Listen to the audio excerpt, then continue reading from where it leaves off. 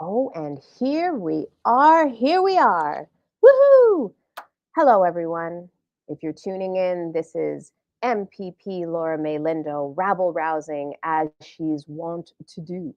This time, we're rabble rousing around post secondary education because we need investments in post secondary education.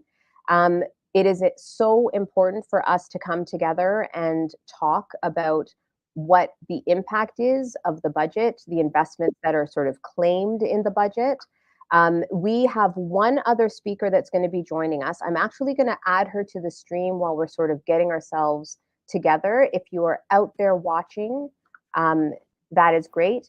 Kimberly, we have you added in the stream. I'm going to ask you to just mute your little mic. And then we will, yep, see, look at how good everybody is. Post secondary for the win. Okay, so here we go. I'm now going to be an adult.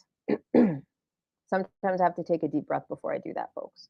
To those that are watching, I am Laura May Lindo. I am the Member of Provincial Parliament for Kitchener Centre. I am the anti-racism and equity critic in the province of Ontario and the former colleges and universities critic. The new critic is now Peggy Sattler. I thought it was really, really, really important for us to come together to talk about the impact of the budget on post-secondary. And that is why I'm hosting this lovely virtual rally called The Future of Post-Secondary Education, where we are demanding investments now. With that said, before we actually start, it is so important for us to start well. And so we do that by beginning with our land acknowledgement. I'm actually hosting this from my office in Kitchener. This land has been held down, cared for, loved, and stewarded by the Haudenosaunee, the Anishinaabe, and the Neutral people. We are on the Haldimand Tract. I could say that our land acknowledgement is done and then move on to things, but I don't think that that is cool. I think that it is important for everybody to recognize that they can grab any one of their technological devices. They can download apps that can tell them exactly what land they are on whenever they are anywhere. But what is very, very, very important, and what I learned from a colleague of mine back before I was elected, when I was the Director of Diversity and Equity at Wilfrid Laurier University, I worked very closely with the senior advisor for Indigenous initiatives. Her name is Jean Becker. She's actually now at the University of Waterloo. And she had said to me that the most important part of the land acknowledgement, the purpose of the land acknowledgement, is for people that are not Indigenous to really take seriously the fact that we are hosting conversations and having conversations on stolen land. And in order for us to demonstrate that, we can make a concrete connection between the topic of the conversation that we're about to have and the reality that that conversation is being held on stolen land. And so for me, when we're gathered to talk about the investments in post-secondary, I need us to take a deep breath and recognize that post-secondary education, and actually education in general, was denied to Indigenous community members for long, long, long, long time. And in fact, I would argue, because I am that girl, that the blocks and barriers to accessing post-secondary education that exist right now are part of that same history.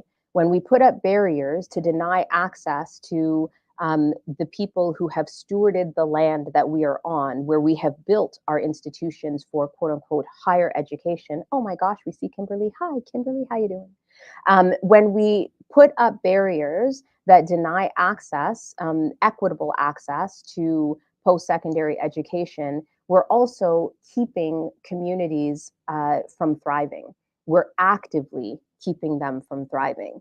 And so when we hold that history at the same time that we argue that universities and colleges across the province are quote unquote indigenizing their campuses, we have a reckoning that we must engage in.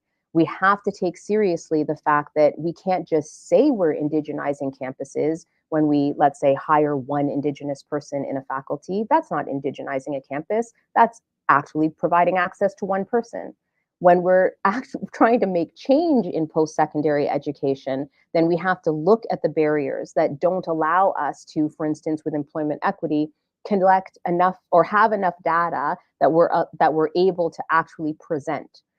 Because there are so few faculty members that we would be outing our Indigenous faculty members who may or may not want to tell people that they are Indigenous or have Indigenous lineages or heritages because of the amount of horrible violence that they experience in their workplace.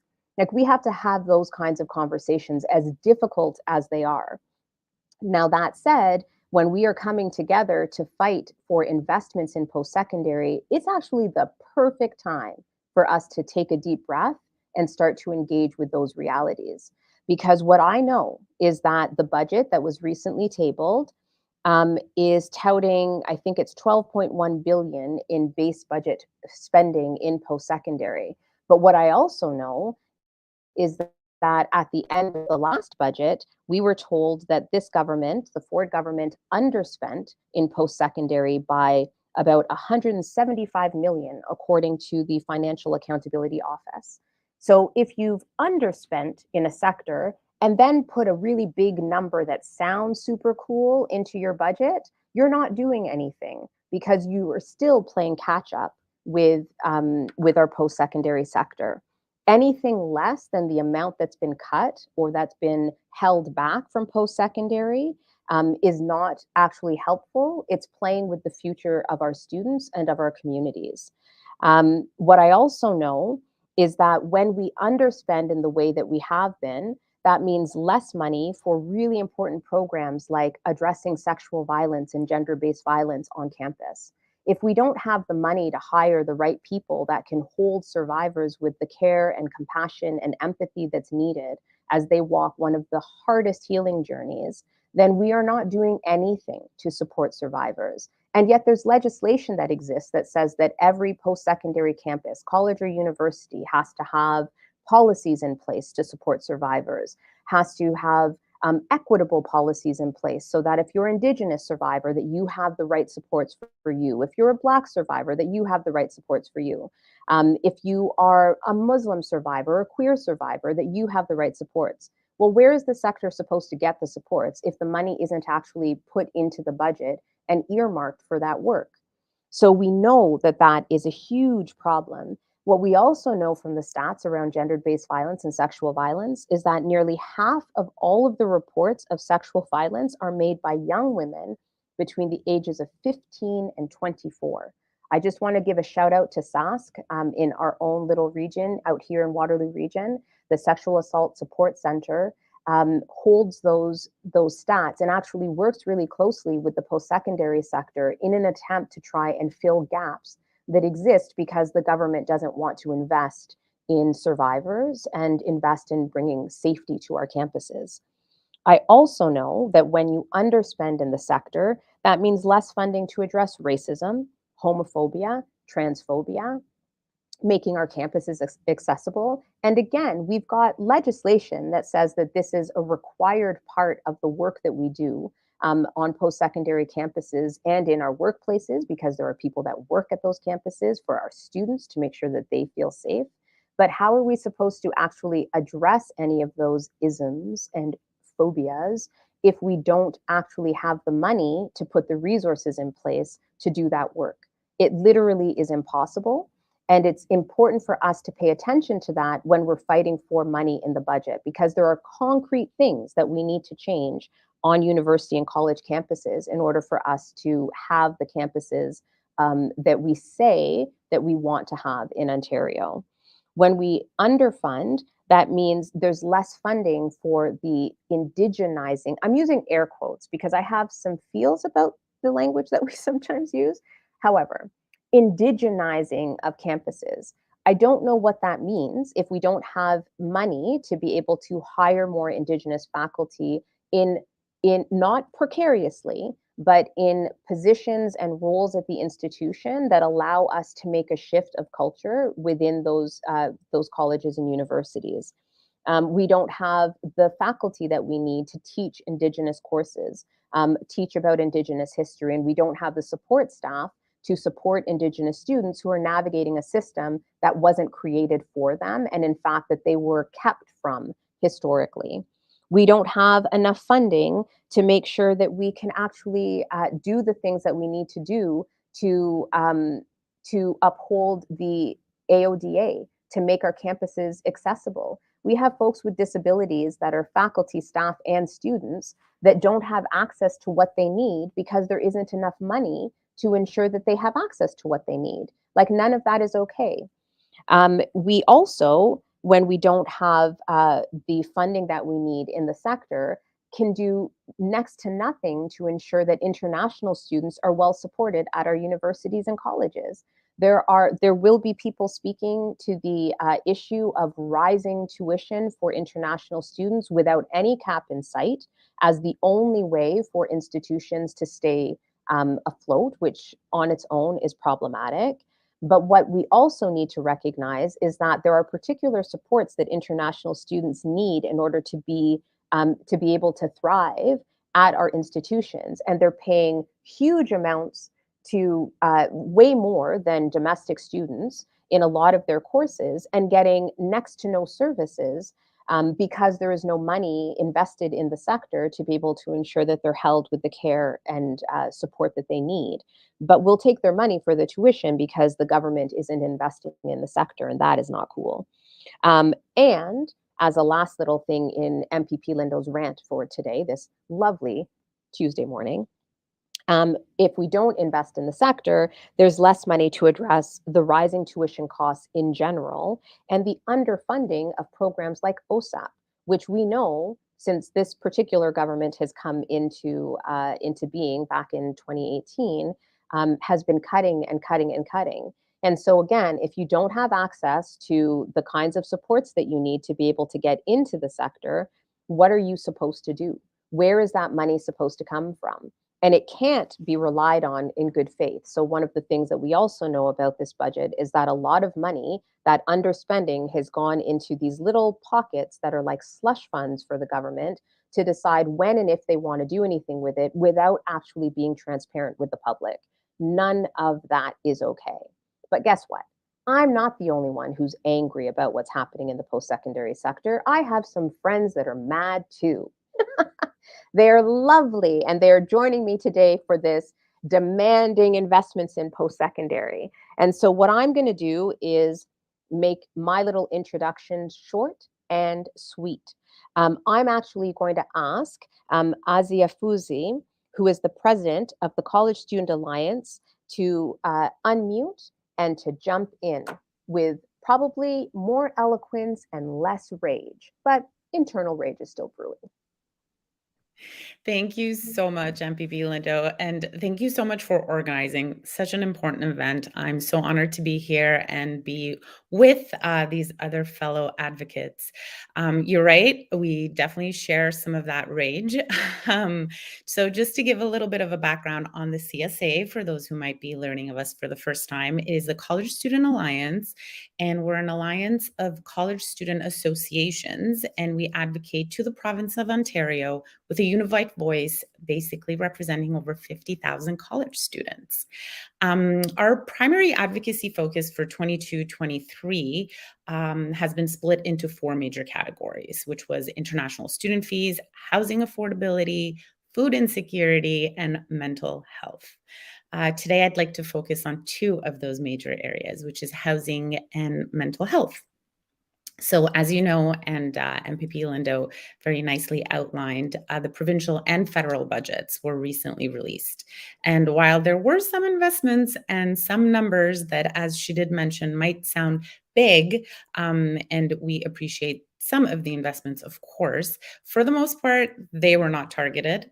They were not indexed for inflation, and they just did not seem to follow a budget that really meant to help students and essentially help the citizens of Ontario. Because once you help your student force, you're helping and you're boosting that economic growth that we so desperately need after an unprecedented time that we went through, the COVID-19 pandemic.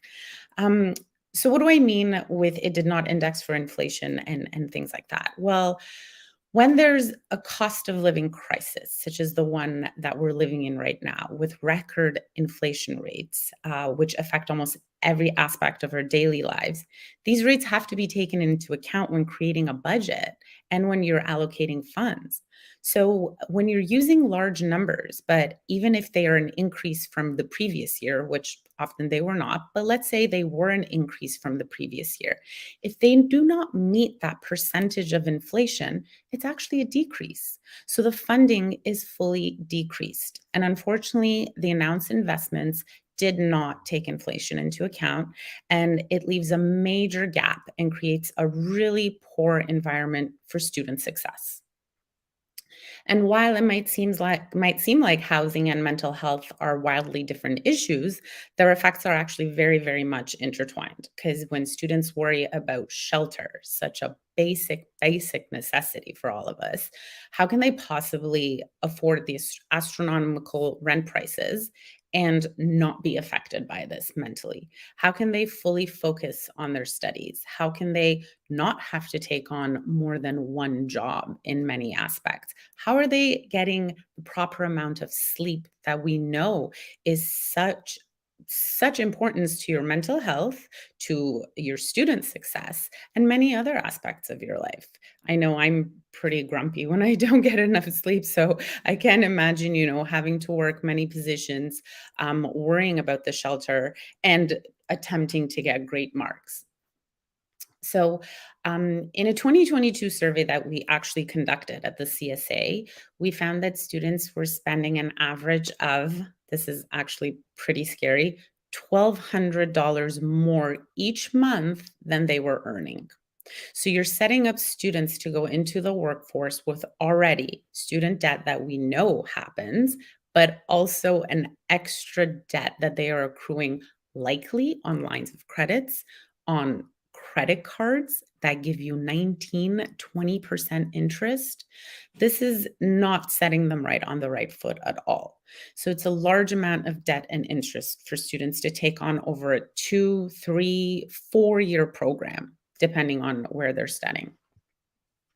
As of April 2023, the average rent for one bedroom apartment in Kitchener, Ontario was $1,897. So that's increased 19% compared to the previous year. So this kind of goes hand in hand with what I was just speaking about when you don't take certain inflation and increases into account. Now, in the GTA, there's been an additional average of $400 that was just announced 2 weeks ago. So if students in our survey were lacking $1,200 on average last year, let's add this extra 400 plus all the amounts that we're seeing at the grocery store and all these other areas. So you're saying that on average, our students are now lacking probably just over $2,000 per month, which is extra debt. Now, in the federal budget, one thing that was very disturbing was the Canada Student Grant, which is part of our OSAP, as we know. So this was voiced as a 40% increase because we went from 3,000 to a maximum of 4,200. The problem here is that that 3,000 was temporary increase during COVID to 6,000. So now students for the past 2 years were getting a maximum of $6,000. The government has just announced that that's going to drop down to $4,200.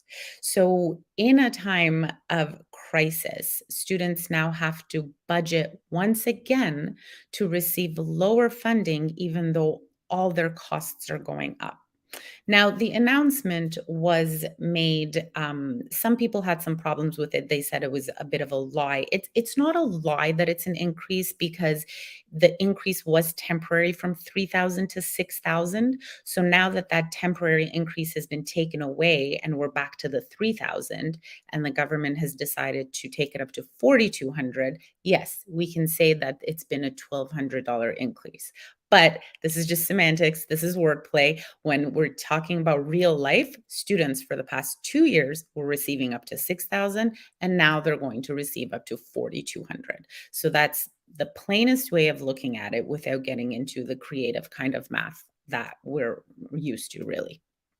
So, to help alleviate some of the housing cost issues and mental health, we had asked the Ontario to improve student mental health by providing multi year funding to the Center for Innovation in Campus Mental Health, CICMH, do great work, and reinstating the Post Secondary Mental Health Innovation Fund. We did not see these things happen.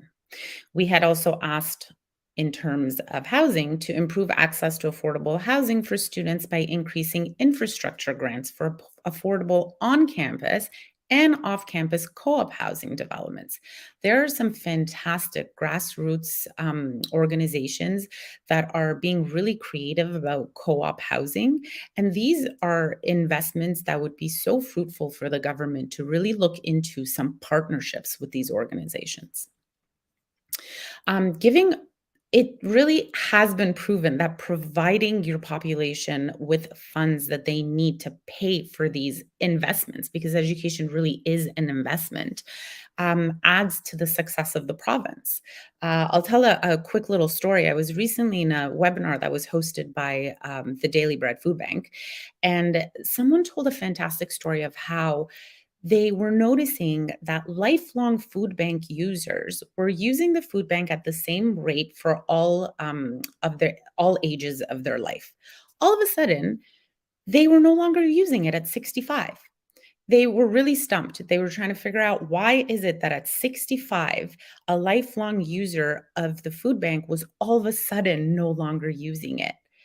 Their conclusion finally was that, well, at 65, the Canada pension plan kicks in. And once the pension plan kicked in, they no longer needed to visit the food bank. So, this is just an anecdotal story to kind of prove that when proper funding is provided to people, it will help them succeed. Um, and really, just to leave off, I'll leave with a quote from Benjamin Franklin, who said, "An investment in knowledge pays the best interest." So, governments have to invest in their students to ensure a successful future and fruitful economic growth. Thank you so much, Ozzy, for all of the information, for the story that you provided us with, and for making these bigger, broader connections. Um, Oftentimes, when we're talking about post secondary, colleges and college representation sort of gets left off of the radar, which is quite fascinating. So, first, I just wanted to say thank you for bringing the college knowledge into the mix. But the other thing that I just wanted to point out before I move to Denver, you'll be next, is that I've been in this role for 5 years, and for the first 4 years, when students were advocating and when faculty and such were advocating in the sector, they weren't talking about the other bigger issues like housing and mental health. Well, mental health often, but the housing issue wasn't something that was on the radar for student advocates. And I'm not saying that that is because they were missing something. I'm saying that that is a sign of how bad those social issues around us are now getting. That students can't even just advocate for their access to quality education in post secondary. They have to take time out of their learning and their courses and their programs to advocate to government for investments in housing. And they are now pitching all sorts of innovative ways to address the housing crisis because that's impacting them in the post secondary sector way more than it was even 4 years ago. And so I just wanted to say thank you for that. On the mental health piece, what I am noticing is that that issue of underfunding of mental health supports, the growing wait list for mental health supports, we just keep hearing it and hearing it and hearing it. So the question for the Ford government is, when are you going to listen? When are you going to start doing what needs to be done so that we can actually be healthy in society? So thank you again for being here and for participating with us. I really, really appreciate it. Now I'm going to move it over to Denver Della Vedova, Waterloo Undergraduate Student Association representative. Bring it on. For sure. First off, I want to say huge thanks for having me here. I'm coming through all right, correct? Perfect. Awesome. So I wanted to raise a few pieces around both housing and mental health from the student perspective. So right now I'm our vice president for WUSA and the Waterloo Undergraduate Student Association, but I also previously was the president at McMaster. So I've seen across multiple institutions some of the issues that have come like near end in post COVID for students around mental health and housing. So starting off a little more anecdotally, I think mental health has been a perpetual issue for students in the last number of years, but I think we've seen a real spike that came with COVID and a lot of loss of community that hasn't really come back, I think, the way that folks thought it would just naturally. So it's something that certainly in the student association space we've been working on, but I've been seeing it really affect my peers. We've seen it in our own services and the uptick in the need there, uh, and we really do have a growing population of students who are struggling. Um, so with that, I did want to raise a few perspectives and a few, I guess, nuanced pieces of how I think sometimes we miss this in large scale and how and why it's such a important issue right now. So one great example is I've heard from several friends who are international students that it's been really hard to navigate our system when it comes to mental health. Wait lists are already really bad. It is already hard to access, but it's even harder if you're dealing with a system that you're not familiar with. Um, and we've just seen any group who doesn't have select privileges to help them access the system are being forgotten by the system. And it's really not right. It's not fair. And it's becoming a crisis we really need to address. Um, I did want to raise as well, I've had peers, and I don't want to go too much into people's personal stories, but who have said that they feel like they don't have any friends anymore, any social networks that they can rely on, which is something that I think changed with COVID. And there needs to be a lot of culture shift, but there also needs to be investment in helping folks work through mental health structures, because unfortunately you see some self-fulfilling prophecies of if folks don't feel well, they have a hard time socializing, they have anxiety, they have mental health struggles.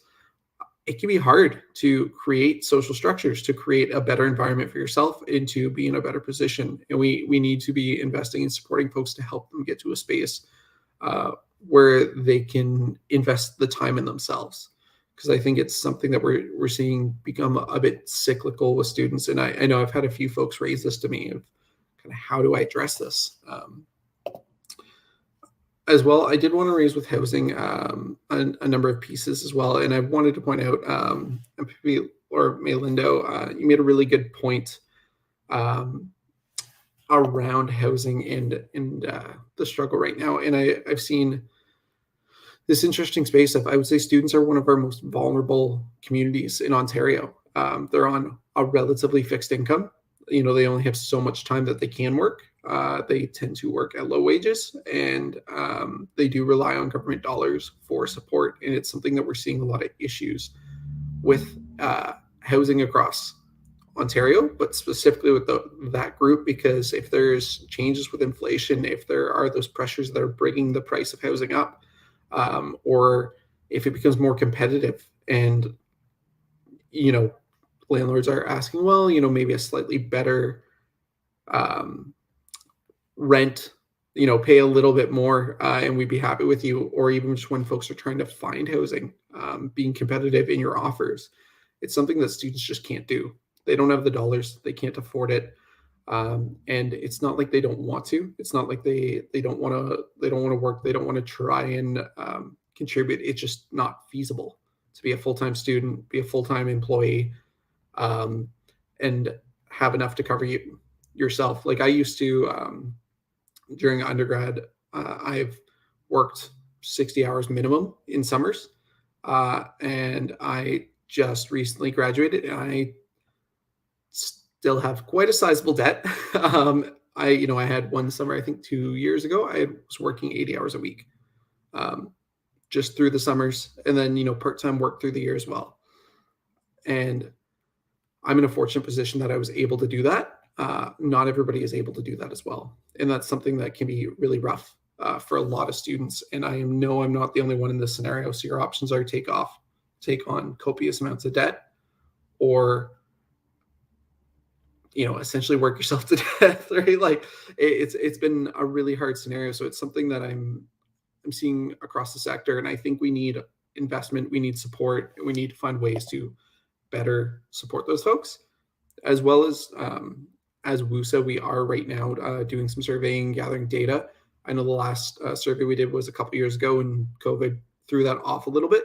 But we have seen a 30% price increase for rentals for students just in the last, I believe, 3 years in Waterloo, which is wild, especially because students are in this really vulnerable space of when rent goes up, students tend to be on year leases or sometimes shorter. So they move lease to lease. They're not protected by the landlord tenant board. They're not protected by any of the government supports that tend to help long-term renters. So it's something that we're seeing also, those inflationary pressures being felt immediately by students, which can be really hard too if you're moving from one place that might have been, say, $800 for rent, and your next is $900, and a year later it's $1,000, and we're actually seeing that, and it sounds outrageous, but those are the types of hikes we're seeing year to year for students. And there's really no way for them to combat that, again, like I said, on a relatively fixed income. And the last group I'd like to raise is, our international students who are really struggling there's a lot of predatory pricing. They don't know how to navigate the system necessarily as well, because it is a different system depending where you've come from around the world.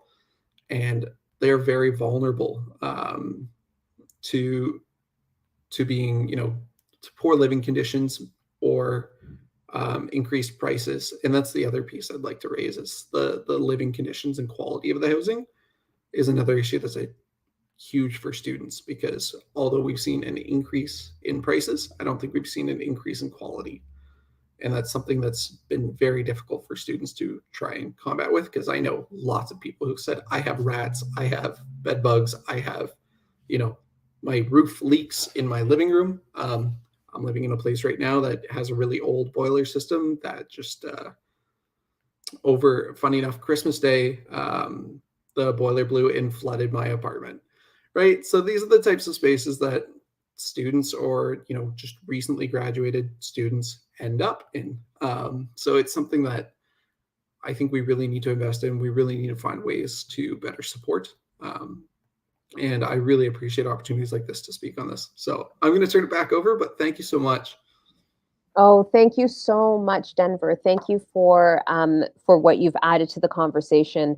There's a couple little things I just want to emphasize again before I hand it over to Amy.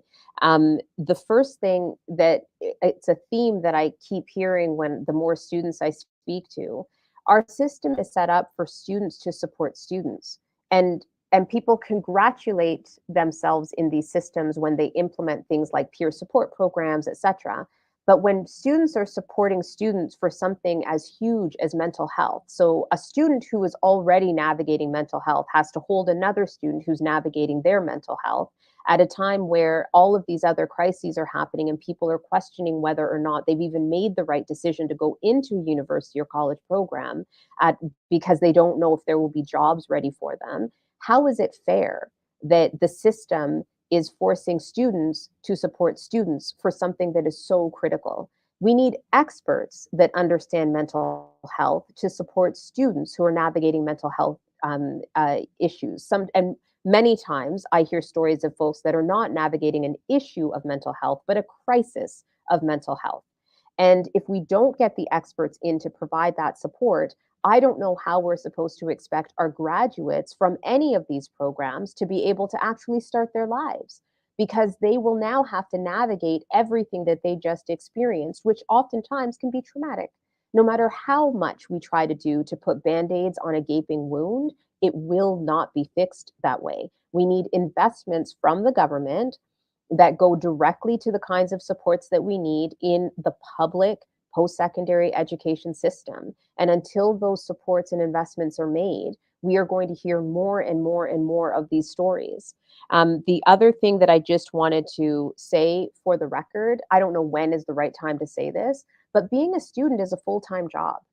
Like, why is it that we're expecting that students are supposed to actually go against some of the agreements that they have with their institutions to work double jobs and jobs under the table so that they can just buy food, or make sure that they have lunch that day or dinner that evening so that they are actually well enough in body to be able to do the kind of studying that is required of them. And at the same time that we're demanding that of them and not wanting to talk about it publicly, we're saying that students are our future. So I don't understand what kind of future we seem to be vying for if what we're going to do is mistreat the people that are actually our future by not investing in them. So thank you again for everything that you have brought to this discussion.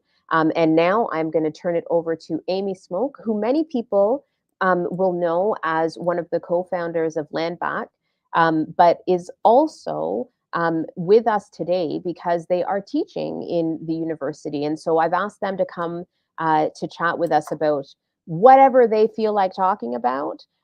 We know it'll be good, so bring it. Oh, thank you. Oh, Nyawa for asking me to join and to be in the presence of so many great people doing all the great work. I don't normally write notes. I was writing notes this whole time. I usually just kind of wing it, but so many people brought up so many great things.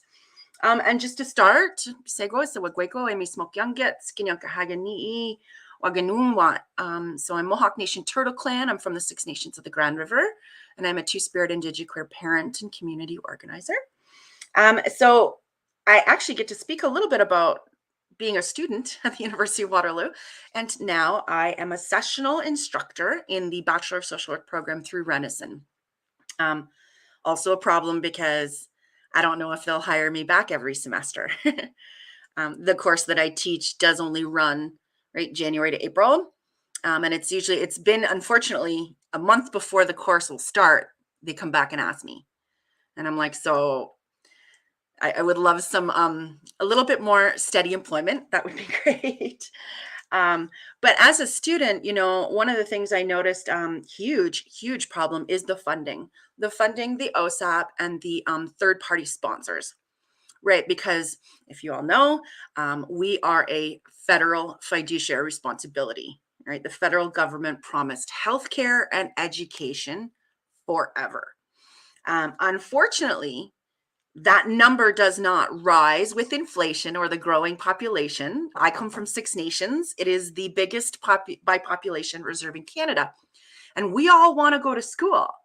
So we all apply to our own bands, but there's only a certain amount of money that comes, right, from the federal government. Each band has their own system of prioritizing eligibility. Right. So I actually didn't make the priority cut when I first went back to school. I went back as a mature student. I went back from part-time to full-time.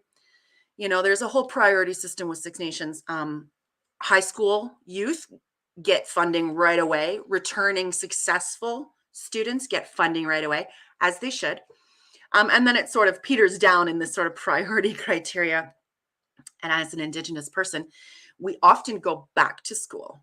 Right, we go as a mature student. I've had babies to raise. I got family responsibilities, and for Indigenous folks that are coming from rural or remote communities, right, they live intergenerationally, right. So they've got whole lives that they have to leave to come to these big cities. They don't know how to navigate OSAP very well. The university is not very supportive when it comes to third-party sponsors. And I'm sure we all know, right? You wait and wait and wait for that first funding payment from OSAP to hit. With third-party sponsors, it's that much more difficult. $800 a month is what I first received in post-secondary. I believe that was in 1997. To this day, you still only get $800 a month to live on. That's not my rent. I have children. I have a car that doesn't pay for anything, right? So that number doesn't rise. With inflation. We're often utilizing services on campus like food banks, those types of supports, because we just don't have the money. And we're coming from remote communities where we didn't have money there either. We also aren't following our same diet. So there's so many things that, border on that little racially not safe, culturally not safe, all of those things. The curriculum, clearly, when I went to my undergrad, I was taught First Nations, Métis, and Inuit visual culture by a non-Indigenous person. I was taught First Nations, Métis, and Inuit literature by a non-Indigenous person. So definitely need to see more representation in the universities. And not just, I teach Indigenous perspectives in social work, but we can teach math. We can teach science. We have astronauts. We have heart surgeons, right? It's not always just about teaching my own stuff, but I think that that's so very important when non-Indigenous folks are presenting Indigenous cultural perspectives and thoughts. And then we're perpetuating a racial, white supremacist view of my own people. That needs to change. I need to see teachers that look like me, right? And people that look like me. The mental health supports, oh my goodness, it's UW, right? So the culture of competition that they foster, quite toxic. We know what it's like to wait for mental health supports, and ones that are culturally relevant and safe for us, right? I would love to walk into a space and know that there's smudge available for me somewhere, or that we even have the ability to smudge, right? In spaces like that. Racial violence and gendered violence as well on campus is a very real thing within my own classroom space. I cried my way through my BA at the University of Waterloo. And it is not until you find those safe spaces like those student service supports, right? Like RAISE, WISC, those types of spaces. You got to find your people and get through the colonial system that was not made for me. It's not made for me to succeed. And yeah, like Laura May mentioned, right? Post-secondary was illegal for Indigenous people at one point under the Indian Act. If I wanted to enfranchise myself, free myself of being a Native person, I give up all status and all rights and responsibilities so that I can go to school. My grandfather did not have that choice, right? He was forced to attend the mush hole. So it's that hypocrisy, like you forced me to go to these schools, but now you make it really, really difficult, when at one point this was part of the law. Unless we're talking about free tuition for every First Nations, Métis, and Inuit person on any territory across so-called Canada, then there's other things we can talk about. But universities don't pay rent to the lands that they're on, the people of the lands that we're on. So I think that is a very big part of access to post-secondary. And I was part of a meeting recently. I'll throw some names out there. I was talking to some ED CEO type people at like Communitech.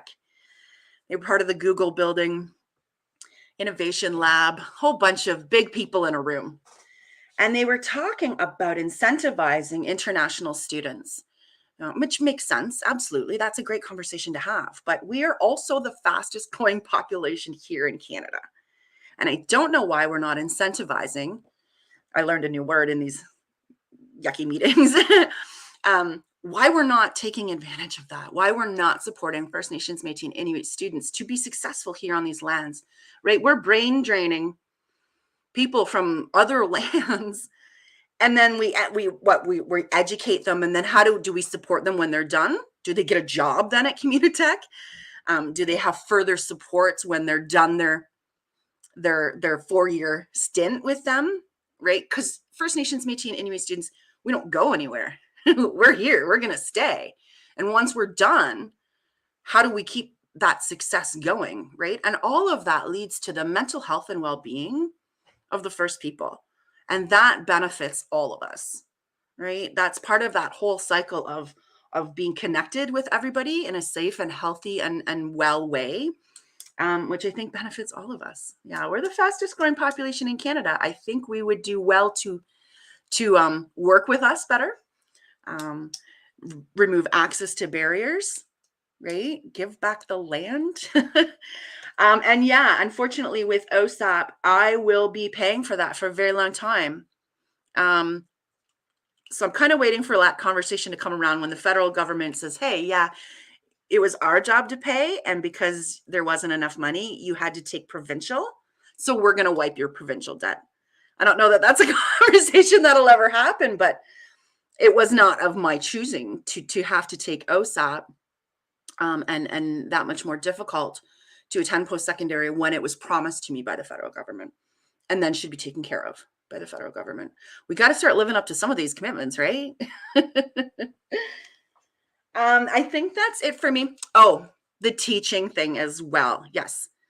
Support teachers. I, as a sessional instructor, did not realize I don't get an office, first of all. I don't get money for guest speakers. I taught a course called community organizing. Perfect, right? I've done a few things in community organizing, and I wanted to bring in some people who were doing grassroots work on the ground, like Aqua. I brought in Kate Glasson. I brought in Ashe from Ground Up. I asked someone from Reallocate, right? So all of these groups doing amazing work on the ground. And I found out that I got $50 per semester to pay guest speakers. And I was like, are you kidding me? Like, I tell my 8-year-old to know your worth. Know your worth, right? Demand what you're worth. Pay people adequately for their knowledge. So I paid each one of my guest speakers $150 out of my own pocket. And when my upper management found out, I actually got an email that says, just in the future, you should know that you only have $50 per semester. And I didn't reply back, but my reply would have been, in the future, you should know that $50 is an insult. It's actually an insult. I paid for my own firekeeper. Lucky United College does have a fire space right close to Renison. I brought the wood. I paid for the firekeeper. And in my first year of teaching, I did pay someone out of pocket to be my TA. Teaching's a lot of work. I am not looking forward to the 100 papers that I have to grade within the next few weeks. But it also gave an opportunity for a young Indigenous person to be part of academia, right? To help and shape. So it was a little bit of a mentorship. I found out later on that wasn't really a good thing to do, legally, liability wise, and all of those things, because they weren't technically an employee of the university. And I was like, so maybe you should think about those things. Hiring and adequately paying young Indigenous academics to be a part of the teaching spaces, right? Who's going to teach the class when I'm done? Hopefully they will, right? So that's what I can add about what it's like to sort of be a teacher in the system. I do appreciate now that there is a little bit more representation. Unfortunately, there's no First Nations, Métis, or Inuit students. So I might be the one Indigenous student or teacher teaching some of that curriculum. Unfortunately, there's no one First Nations, Métis, or Inuit in my classes.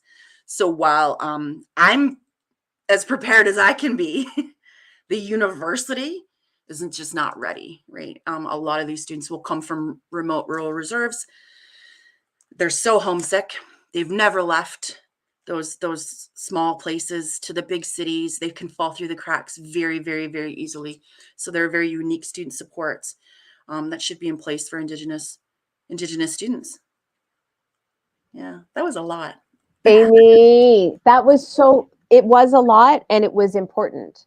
And so, in no particular order, before I hand it over to Kim, I just wanted to say a couple things just to re-emphasize some of the wisdom that y'all were just provided with. Culturally relevant supports. Culturally relevant supports require investment. You can't just make culturally relevant supports appear with the stuff that was not culturally relevant. Like, you can't will it to become culturally relevant. You've got to invest in that. And in order to do that, you have to be creative in the way that you think about your institution and about what is happening in that institution. And so if we keep separating out, our hiring strategy to bring, let's say, Indigenous faculty into the institution, and we keep that separate from our students, then we never end up in a place where we're actually getting to where we want to be in that bigger, broader vision. We've got to start thinking about things like you can do more than one thing at once. You can, but you can do no things if there is no investment from the government, because these are publicly funded institutions. And if you don't keep emphasizing that these are publicly funded institutions, you will start creating private institutions that are doing all of the work, who also don't have to care about any of these things that we're talking about. And so if we care about it, which we say we do, then we've got to make sure that the money is where our mouth is. And so the culturally relevant supports aren't just for mental health, but they're also the supports that you provide to various instructors when you try and diversify your teaching staff.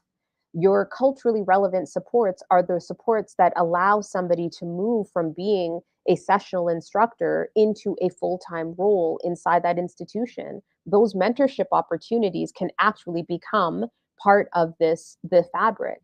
But if you keep bringing people in who are quote unquote other and unique and diverse, and you keep them in these precarious roles, then all we're going to do is keep on this. I think it was like a couple years ago, it was during the pandemic, and somebody had raised with me as the post-secondary critic at the time that post-secondary is becoming like the largest temp agency. I think, Kimberly, I think you were in that meeting when that came up.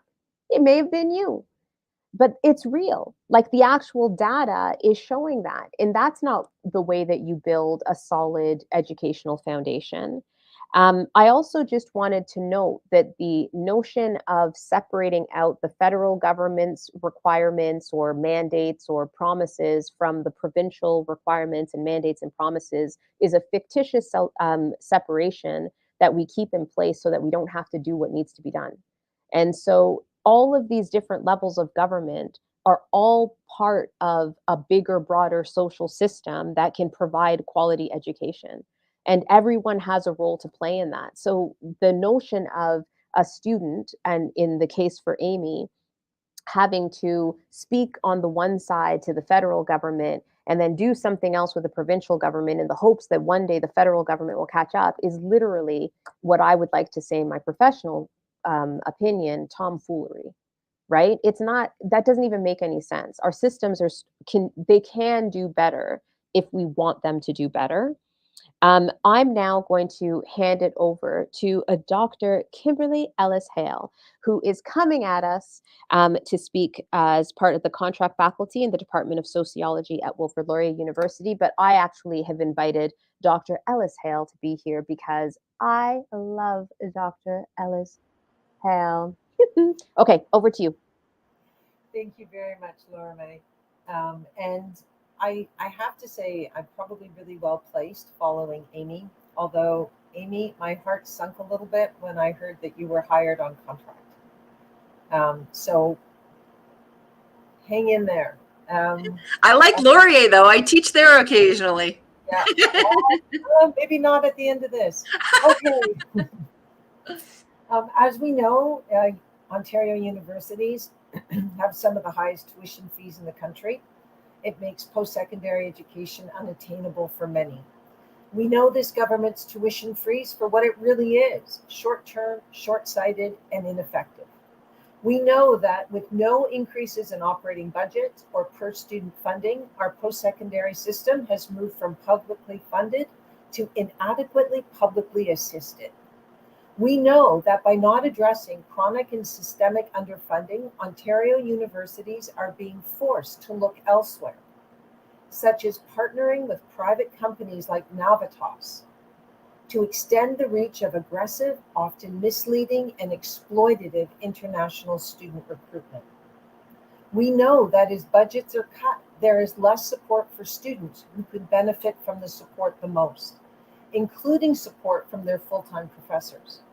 Professors whose workloads have become crushing under a financially starved system, and increasingly we're seeing good, secure academic jobs being replaced with precarious ones where the lack of resources mean less time and less support for students. Now, maybe you didn't know that, but that's what's happening on campus. Universities are not only exploiting students, they're exploiting most of the faculty who teach the students. Did you know that over half of this province's university students are taught by precariously employed contract faculty? Over half. That the majority of contract faculty are not provided something as basic as adequate office space in which to meet their students? I meet my students in stairwells, in hallways. That the majority of contract faculty identify contract faculty teaching as their primary source of income, and that they are their household's primary or required income earner. That contract faculty's per course compensation is less than 40% of what their full-time colleagues get paid for the exact same course and the exact same course responsibilities. That the majority of contract faculty have to apply for their jobs, often the exact same teaching assignments every 4 months. That the majority of contract faculty can see their teaching disappear even days before a term starts with little or no compensation. That the majority of contract faculty are being forced to teach at more than one university in order to try and cobble together some kind of adequate living. That the majority of contract faculty have no access to their university's health or pension plans, regardless of how long they've worked there. That their conditions of employment are psychosocial work hazards, according to the World Health Organization. And yet, when universities talk about the importance of mental health on campus, they're not including contract faculty. And that contract faculty don't actually get vacations. We just get periods on employment insurance, when we can't find a job. Now, I know we're talking about Ontario universities, but as Laura May said, I can't help thinking that they don't sound a whole lot like temp agencies. It's sad but true. The very people who are teaching our students are precarious themselves. I teach at Wilfrid Laurier University, a university that spends 5.2% of its operating budget on the folks who teach over 60% of its students and over 50% of its classes. At Laurier, the average number of courses taught by contract faculty is 4, with a median income of $24,999. The average number of years people have taught at Laurier is 10.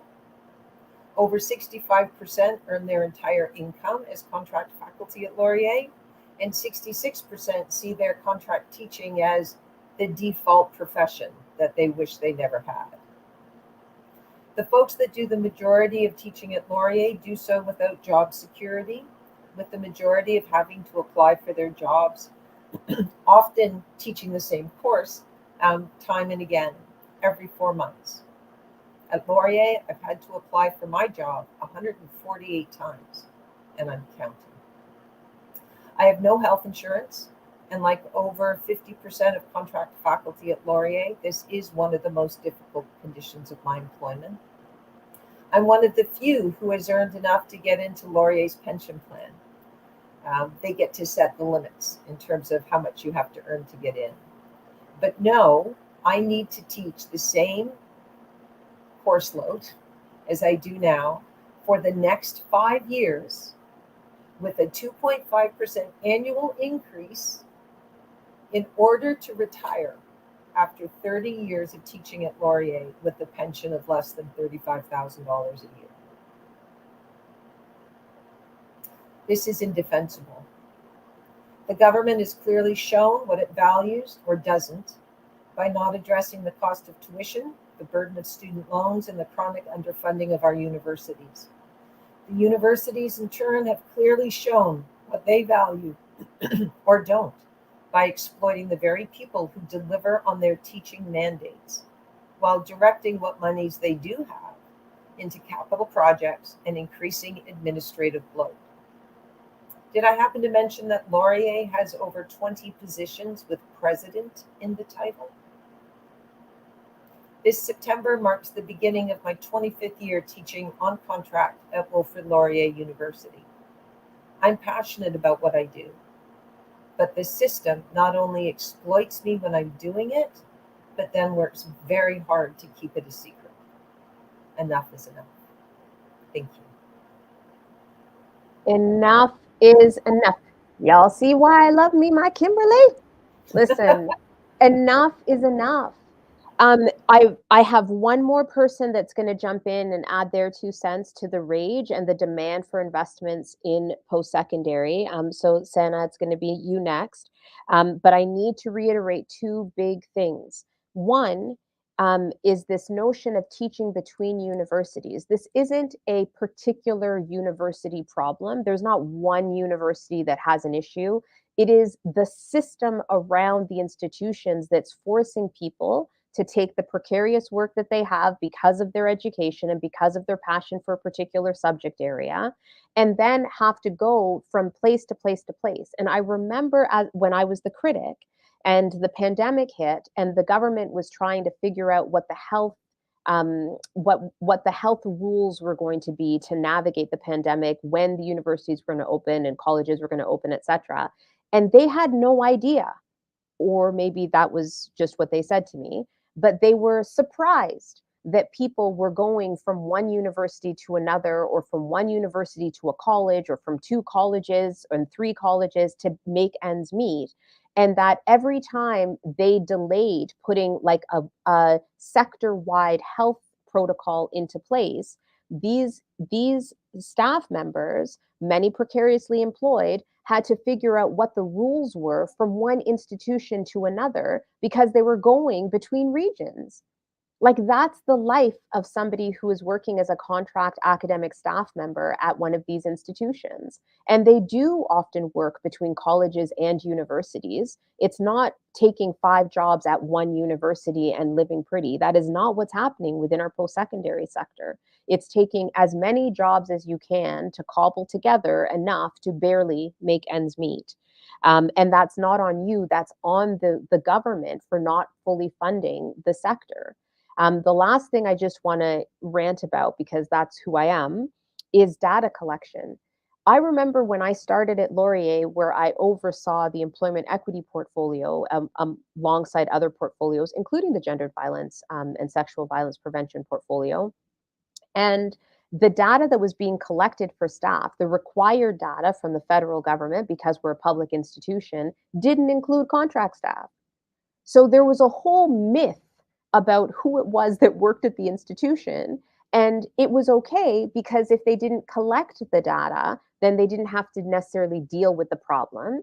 And I don't believe that that was just at Laurier. What I do believe was that that was across the sector. Let's not talk about this, because if we talk about it, we might make somebody angry and we'll get a decrease in funding for our institution, and we're already struggling. And so what I want to say before I hand it over to Sana is I need the public to take a deep breath and look at the system for what it is. Not the stories that you're being told about the system, but the actual examples of what is happening. And I want the anger and the rage to be directed towards the actual root cause of that problem. And as far as I'm concerned, the root cause is a lack of investment from the provincial government, who oversees investing in the post-secondary sector. If they do not do their work, then these are the kinds of things that are going to happen at every single institution at some point in time, in order to keep the lights on and to keep the system going. And it's time for us to literally say, as Kimberly did, enough is enough. I'm now handing it over to Sana. Thank you so much, MPP Lindo, for this opportunity to come and speak about the lack of funding in post-secondary sector right now, and the budget that has been nothing but disappointing. Just as you said, that to keep public sectors public, we need intentional funding from institutions such as our governments, who are responsible for adequately funding these institutions so that they don't have to rely on precariously recruiting international students, selling them false dream, and not even providing them adequate support to be successful in this journey thousands and thousands of miles away from their homes. Just as you said about the stark stats, I would like to share something here with this group. The government spending on post-secondary education sector, the last year was projected to be 11.3 billion, which is only 1 billion higher than 2017-2018 government spending. This is despite the highest inflation that we have seen in many, many years. The funding has not kept up with the cost of living. The government also slashed revenues from domestic tuition by 10% since 2019 and has kept it frozen. So institutions have seen that lack of funding from the government and also from tuition that they can collect from domestic students. International students are here to subsidize domestic tuition and the lack of funding by the government by paying 4.5 times to 5 times more than their domestic peers. We see that the Ontario colleges are in need of capital repair, which are in huge backlog right now. As we've heard from the faculty side, that folks do not have office spaces, taking meetings in stairwells, talking to students in public and open spaces because there is not adequate space planning or funding received to build those spaces for those interactions for educators and students to have. I think it has been a product of chronic underfunding of our provincial government into this sector. Ontario hosts 50% of international students in Canada, and we have the lowest funding provided by the government per student in post-secondary across all provinces. The Auditor General found that international students, who make up only 30% of the student body in Ontario, provide 68% of all tuition revenue. Their fees alone were worth 1.7 billion last year, which is more than the college received from provincial grants. Hence why there is so much incentivization, so much recruitment, and so much love for international students to come in and substitute for the underfunding of our public institution, if you will. And to make them remain public, we need to ensure that there is very systematic funding of these institutions from the government. I don't even have to touch a lot on what kind of barriers students face, let alone international students, because my colleagues Azzi and Denver touched upon the food insecurity, the housing insecurity, and other issues that students have faced, not just international, but domestic too. This is my third term as president at Conestoga Students Incorporated. We represent students at Conestoga College here in Kitchener, Waterloo. And I have seen an increase of over 12% in just my 3 terms, which allows up to 20% of increase for international tuition fees. So if you put that in numbers, it's 1,700 a year increase for international tuition. We have also seen that from 2018 to 2021, international students saw the tuition increase on an average across province is 7.8%. That is approximately 1,100 tuition increase per international students, providing the college sector alone in Ontario an additional $109,000 in revenue. I don't know how to pronounce the 109,000, but it's 9 digits with 2 commas. I hope that is helpful. Why do we think that international students who are paying so much money into this system are coming in here and are being left without adequate support that they deserve? They need those additional supports, not just at school. They are pursuing a better life.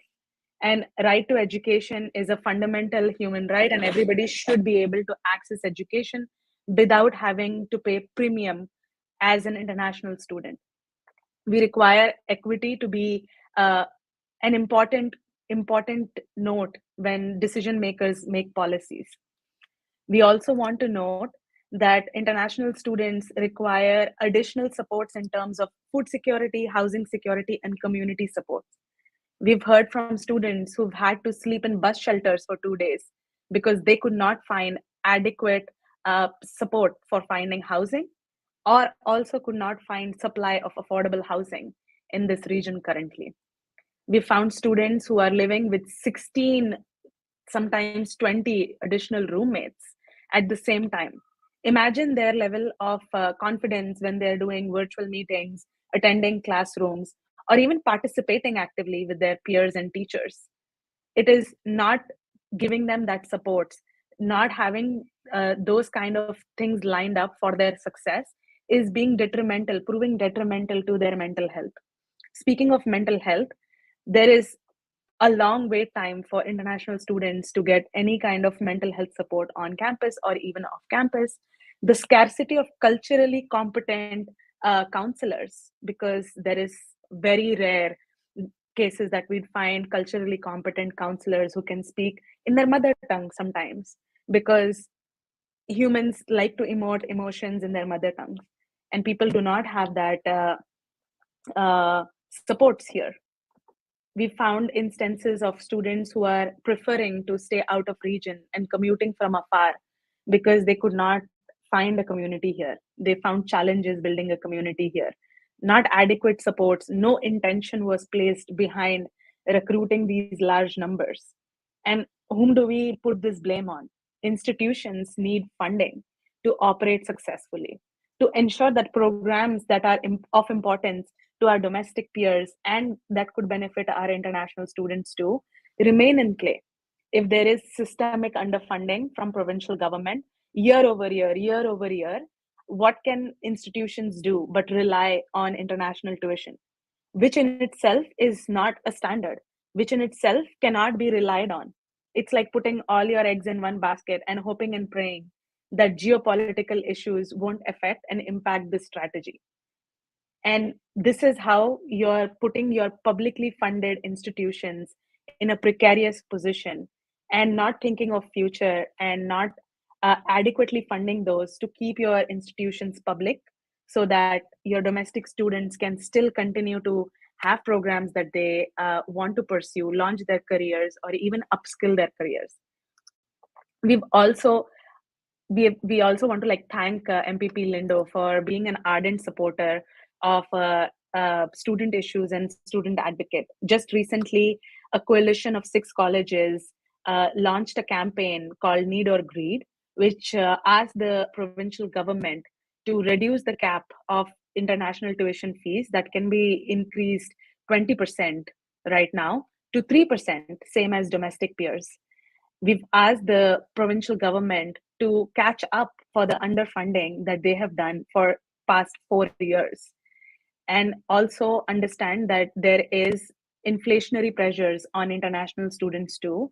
So a freeze that was awarded to our domestic peers should have been awarded to our international peers too. That would have brought them to a level playing field, at least in terms of affording some meals. I cannot say three nutritious meals because that would be a far stretch.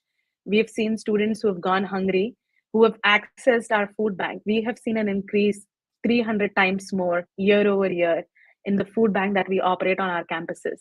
We've had the regional food bank reach out to us stating that we have students from our college are accessing food bank because the supply is not enough for them.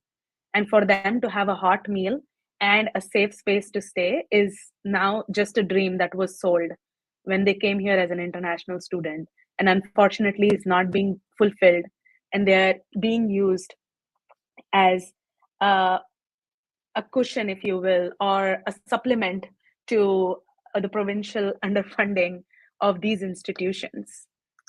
We know that international students provide plethora of advantages to Canada. We are integral to future success of Canada's workforce and economy. Not only do we bring high skilled labor, but we also bring culture and diversity to Canada to reflect it on its diversity.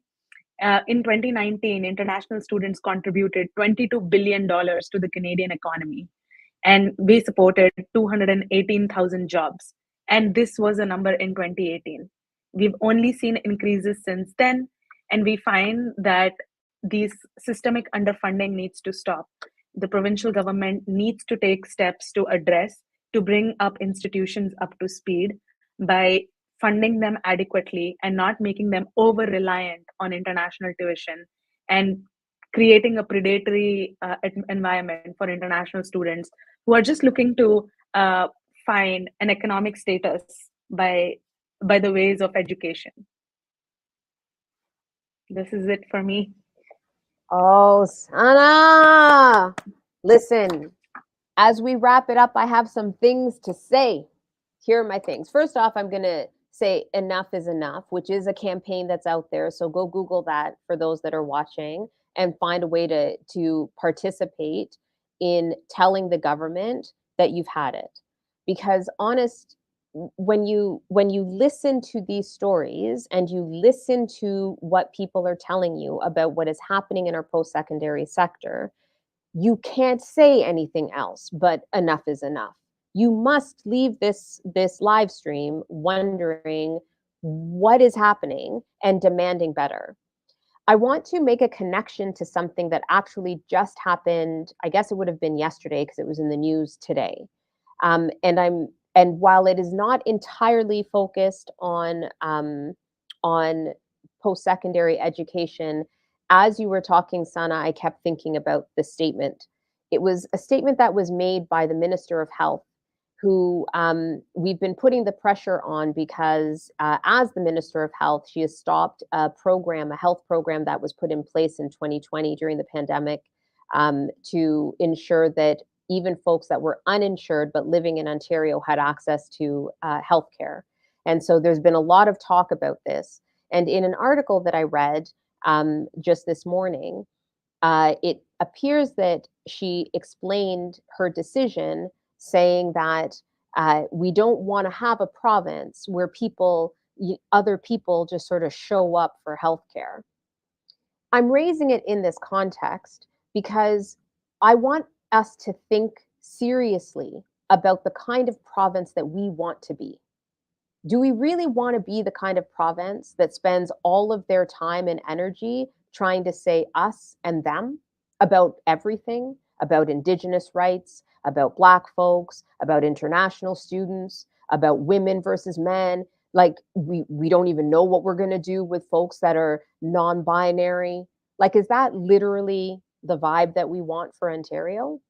Or do we want to be a place that people come and know that they are going to be held with love and care and respect? Because when it comes to what we do in our post-secondary sector, those core values drive the kind of sector that we create. If at the end of the day, the kind of sector that we create is going to be reflective of those bigger, broader values of who we want to be, then we must change the system. We cannot rely on precarious work. We cannot see students not as people that will become the future in healthcare and in medicine and in, all of this other stuff to ensure economic stability, et cetera, et cetera, et cetera, and then demand that they live in inadequate, subpar, unsafe housing, right? If we want to live our values, then we need to demand better, and we can demand better. If you are watching this, whether it's in the live stream or whether you're watching it later, you can write to my office and you can put in the subject line, enough is enough, and tell me what the changes that you want to see in the post-secondary sector. And I promise you, I will take your emails and I will forward them to the minister and to the premier. I will keep doing that and I will keep fighting for this sector because I do believe that we can do better. We can and we must. And with that, my friends, enjoy your day. Keep advocating for change. Know that I'm out here, I'm with you, and I'm fighting alongside you. Have a good one.